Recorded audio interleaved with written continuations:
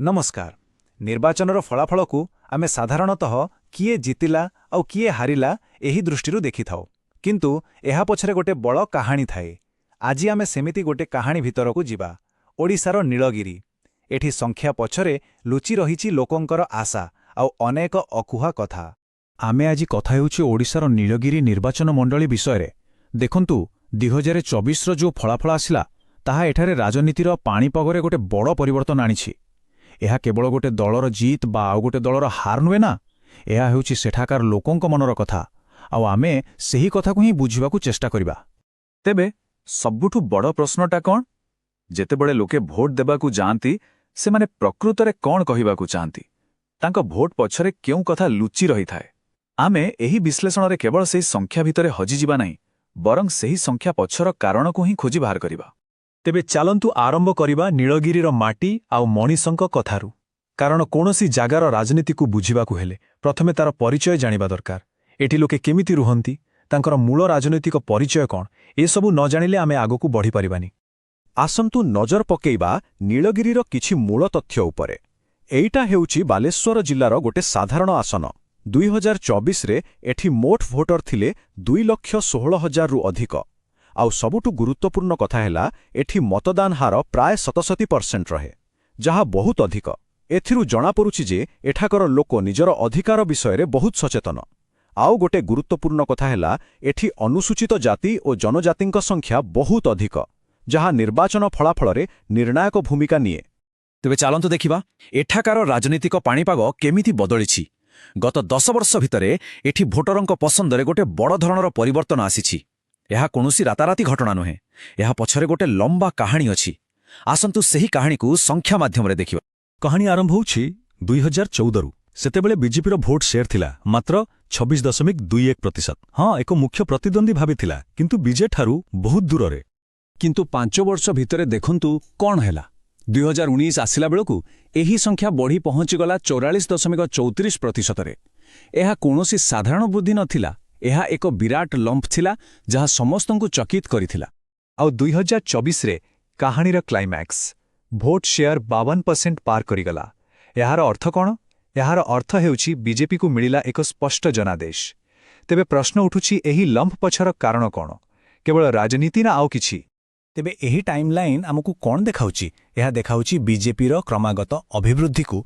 2014 रे जणे प्रतिद्वंदी, 2019 रे एक संकीर्ण विजय पाखापाखी और 2024 रे एक निर्णायक जनादेश। संख्या निजे ही कहानी कहूछि, किंतु प्रकृत कारण जानिबाकु हेले आमकु माटी को ओलाइबाकु पड़िबो, लोकंक पाखकु जिबाकु पड़िबो। सबु निर्वाचन पछरे किछि मूल प्रसंग थाए। तेबे नीलगिरी रे सेही प्रसंग गुड़िक कौन थिला? चालंतु एबे संख्याकु पछरे छाड़ी सेही स्थानीय अभियोग गुड़िक उपरे नजर पकेइबा, जहा एही जनदेशकु आकार देइथिला। कारण राजनीति केवल भोट नुहे, यह लोकंक दैनंदिन जीवन सह जड़ित। गोटे उदाहरण देखंतु। 2023 रे छत्रपुर पंचायतर लोके राजरास्ता बंद करदेले। काहींकि जानंती? केवल टिके पीवा पानी पाई। जेतेबेले लोकंकु पानी भली मौलिक आवश्यकता पाई रास्ताकु ओलाइबाकु पड़े, सेतेबेले बुझिबाकु हेबो जे असंतोष केते गभीर। सेही भली आउ गोटे समस्या थिला रास्ता। जणे स्थानीय बासिंदा कहिथिले, बाउलागड़िया नीलगिरी रास्ता एते खराब जे एपरिकी एम्बुलेंस मध्य अटकी जाए। भाभी देखंतु, यह केवल गोटे रास्तार कथा नुहे, यह लोकंक जीवन मरणर प्रश्न। तेबे मुख्य समस्या गुड़िक कौन थिला? एही टेबुल सेही कथाकु पूरा स्पष्ट करि देउछि। देखंतु, लिस्टर सभा उपरे अछि पानीय जल आउ रास्ता। एहाकु अति जरूरी बोली चिन्हित करा जायछि। तापरे आसुछि स्वास्थ्य सेवा आउ चाष पई पानी। एथिरु गोटिए कथा स्पष्ट, जेतेबेले शासन एही मौलिक आवश्यकता पूरण करि पारेनी, सेतेबेले लोकंक मनरे परिवर्तन पई इच्छा जागे। अच्छा, लोकंक असंतोष तो गोटे दिग, किंतु कौन केवल सेतिकी ही कारण थिला? ना, कोनोसी निर्वाचनर फलाफल पई शासक दलर निजर भूल एवं रणनीतिर त्रुटि मध्य दायी थाए। चलंतु एबे सेही जनादेशर गोटे व्यवच्छेद करिबा एवं देखिबा भितरे कौन सबु चालिथिला। एठी देखंतु बीजेडीर स्वत विश्लेषण।